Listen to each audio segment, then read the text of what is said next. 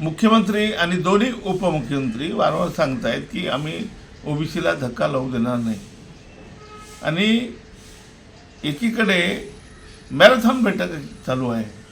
न्यायमूर्ती शिंदे समितीला सगळ्या प्रकारची म्हणजे रसद पुरवून त्यांना जास्तीत जास्त ह्या नोंदी तपासण्याचं काम चालू आहे. सगळे कलेक्टर आणि विभागीय आयुक्त यांनाही कामाला लावलेलं आहे. सरकार एकीकडे त्यांना ओबीसीकरण चालू आहे आणि ज्या मंत्रिमंडळामध्ये भुजबळ साहेब आहेत, कॅबिनेट मंत्री आहेत,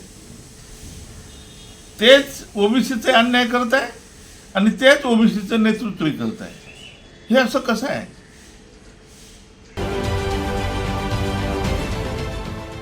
देश विदेशातील प्रत्येक घडामोडींचे लाईव्ह अपडेट मिळवण्यासाठी आता साम टीव्हीच्या सर्व सोशल मीडिया प्लॅटफॉर्मला लाईक, फॉलो आणि सबस्क्राईब करा.